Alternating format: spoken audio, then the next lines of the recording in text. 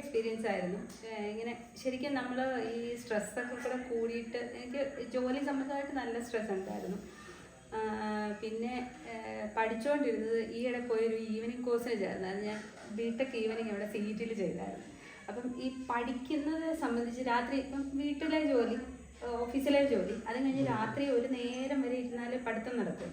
അങ്ങനെ ഇരുന്നിരുന്ന് ഉറക്കവും കൂടി ഇല്ലാണ്ടായി. അപ്പോൾ ശരിക്കും സത്യം പറഞ്ഞാൽ ഒരു ബ്രേക്കപ്പിന് വേണ്ടിയിട്ട് തന്നെയാണ് ഒന്ന് ബ്രേക്ക് എടുത്ത് ഒന്ന് സന്തോഷമാകാൻ വേണ്ടി തന്നെയാണ് വന്നത്. പിന്നെ പഠിച്ചുകൊണ്ടിരുന്ന കാലത്ത് നേച്ചർ ക്ലബ്ബ്, NSS അങ്ങനെ ഒരുപാട് പോയിട്ടുണ്ട്. ഇതെല്ലാം ഒരുപാട് ഇഷ്ടമായിരുന്നു.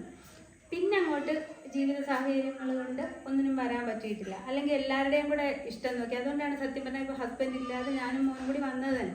എല്ലാവരും കൂടെ വരാനിരിക്കുമ്പോൾ നടക്കുന്നില്ല. അങ്ങനെ നടക്കാതിരുന്നു. അപ്പം നമ്മുടെ മനസ്സിന് സന്തോഷം നൽകുന്ന ഒരു കാര്യത്തിന് വേണ്ടിയിട്ടാണ് നമ്മൾ വന്നത്. ശരിക്കും ഞാൻ ആദ്യം ഓർത്തത് നേച്ചർ ക്ലബിൻ്റെ ജോൺസൺ മാഷിൻ്റെ ഗ്രൂപ്പിൽ നിന്നാണ് കിട്ടിയത്. അപ്പം ഒരു നേച്ചർ ക്യാമ്പ് എന്നുള്ള കൺസെപ്റ്റിലാണ് ആദ്യം കേട്ടത്.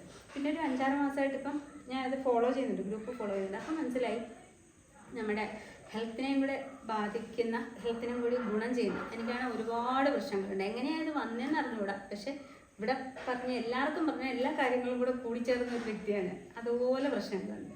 അതിനുള്ള പ്രായമായിട്ടില്ല, എന്നാൽ ജീവിതശൈലിയിലും എനിക്ക് മനസ്സിലാവുന്നില്ല എങ്ങനെ ആയെന്നുള്ളത്. പക്ഷെ ഇവിടെ വന്നപ്പോൾ ഇപ്പം ഈ ഭക്ഷണ ക്രമീകരണവും കുറേ നമ്മുടെ കയ്യിലുള്ള തെറ്റുകളുണ്ട്, നമുക്ക് മാറ്റിയെടുക്കാവുന്ന തെറ്റുകൾ, അത് എല്ലാവർക്കും ചെയ്യാവുന്ന കാര്യങ്ങളാണ്.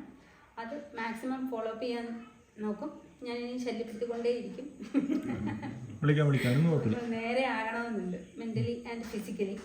പിന്നെ അന്നൊരു ഇങ്ങനെ ഒരു ക്യാമ്പിൽ വരുമ്പോഴേ നമ്മളുടെ മനസ്സുമായിട്ട് യോജിക്കുന്ന ആൾക്കാരായിരിക്കും വരുന്നത്, ഒരേ വേവ് ലെങ്ത് ഉള്ളവരായിരിക്കും. ആ ഒരു കൂട്ടം ഒരു സന്തോഷം നൽകുന്നത്. പിന്നെ ഇന്നലെ പോയ ട്രിപ്പുകൾ അതൊക്കെ ഒരുപാട് സന്തോഷം നൽകി. ഒരുപാട് സന്തോഷമുണ്ട്. എല്ലാവർക്കും നന്ദി.